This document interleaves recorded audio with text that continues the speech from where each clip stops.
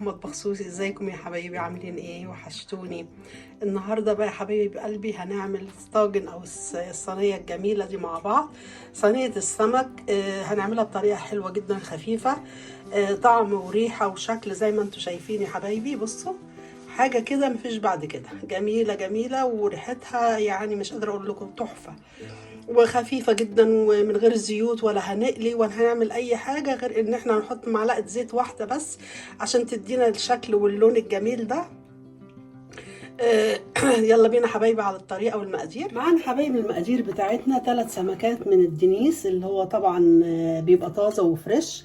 انا غسلاه كويس جدا طبعا يا جماعة، بصوا من جوه زي الفل ازاي، نقعاه في ملح وخل بحيث ان هو يبقى نضيف بالشكل ده، ومدياله كام شق كده من فوق اهو. الكمية طبعا حسب الأفراد بتوع الأسرة، أنا 3 أفراد فعاملة 3 سمكات. السمكة لازم تكون فريش، أهم حاجة تكون فريش يعني ما تكونش بايتة ولا أي حاجة عند السماك. من مواصفات السمكة الطازة ندوس عليها كده نلاقيها ما بتنغصش، والعين بتاعتها لمعة وحلوة. دي مواصفات السمك. دلوقتي معانا الخضار بتاعنا بتاع الصينيه. بصله كبيره انا مقطعاها كده، ممكن تقطعوها جوانح مفيش اي مشكله. ومعانا معلقه من الثوم المفروم، دي كنت انا حطاها في الفريزر. بص الثوم يا جماعه طالع ابيض وجميل ازاي. معانا كمان كرفس، ده مهم جدا بيدي طعم رهيب بجد بجد للصينيه. ومعانا كزبره خضراء دي كنت مفرزاها برضو. ومعانا هنا فلفل حار وفلفل رومي حسب الرغبه زي ما انتوا عايزين، يعني لو عايزينه كله رومي مفيش اي مشكله. ومعانا البهارات بتاعتنا ملح وكزبره وكمون.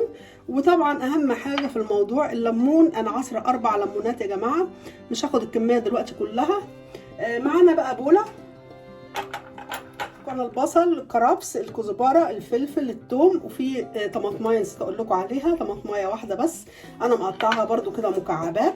هنجيب اي وعاء نحط فيه غويط كده عشان نقدر نقلب المكونات بتاعتنا كلها مع بعضها كويس. حطينا دلوقتي الثوم، حطينا البصل، وده الكرفس، ودي الكزبره هنحطها برده. كل المكونات هنحطها كلها على بعضها اهي، والفلفل والطماطم.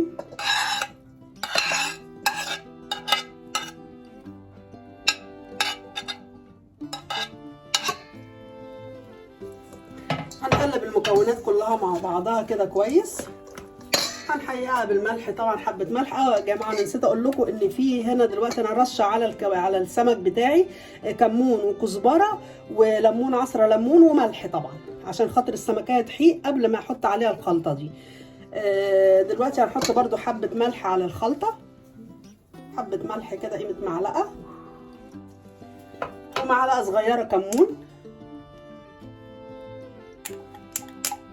طبعا السمك بيحب الكمون، نكتر حبه كده.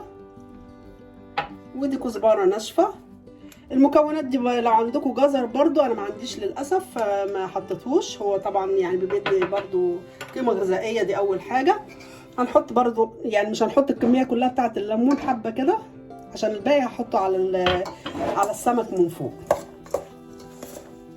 هنقلب المكونات دي كلها مع بعضها وندوق الحياء طبعا بتاعها، اهم حاجه. لو محتاجه ملح هنحط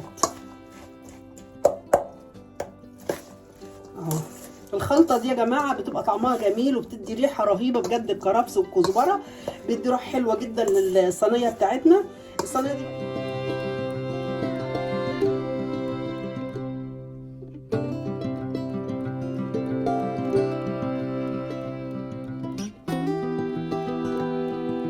دلوقتي حبايبي جبنا صينيه او طاجن بايركس. هنحط جزء من الخلطه دي في الصينيه من تحت، نفردها بس كده اهم حاجه كويس. نحط حبه كمان كده اهو. وهنمسك سمكايه سمكايه هنحطها طبعا على الناحيه اللي هي متفتحه كده. هنمسك السمكايه ونحشيها بالحشوه اللي هي احنا عاملينها او بالخلطه اللي احنا عاملينها من جوه كده، ونرصهم طبعا كده اهو بالشكل ده. هنعمل التانية بنفس المنظر كده اهو، ونحطها جنب اختها.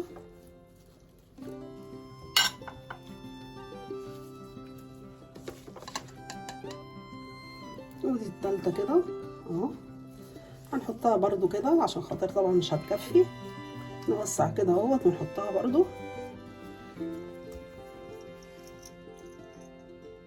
دلوقتي حبايبي هنرش برضو رشه بسيطه كده من الملح على السمك بتاعنا عشان يحيق ويبقى حلو كده. احنا محيقينه طبعا زي ما انتوا عارفين.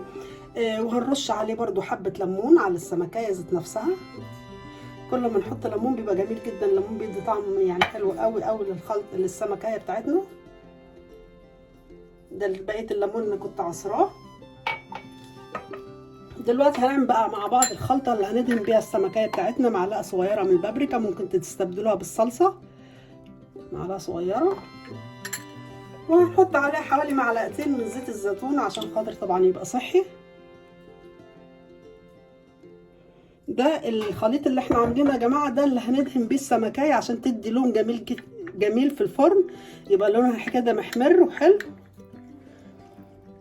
نقلبهم بس كده مع بعض كويس. دلوقتي يا حبايبي بعد ما قلبت الخلطه اللي هي زيت الزيتون او حابين زيت عادي، دي حاجه ترجع لكم، والبابريكا، هنمسك بالفرشه كده ندهن السمكيه بتاعتنا، بس ما نحاولش نجيبها على الفتحات دي عشان تدي شكل حلو كده لما تستوي باذن الله.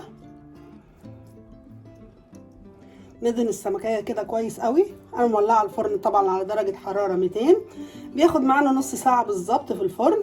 هنولع الفرن على درجه حراره قلت لكم 200 من فوق ومن تحت. لو حسينا ان هي ما خدتش لون وما احمرتش، ممكن نولع بعد كده الشوايه تاخد لون اهو كده. طبعا هعمل الجزء اللي من تحت برضو اللي هو متداري في السمكيه التانية.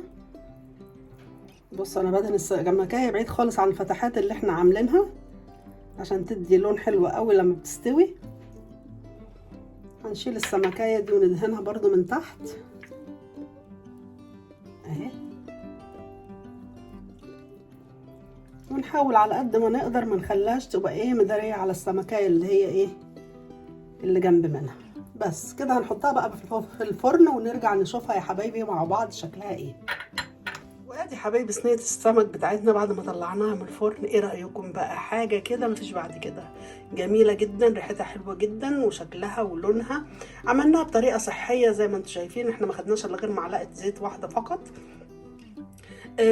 لا هنقلي ولا هنعمل اي حاجه، زي ما انتم شايفين سهله جدا وطريقه حلوه جدا وصحيه للناس اللي هي بتعمل دايت حلوه قوي قوي.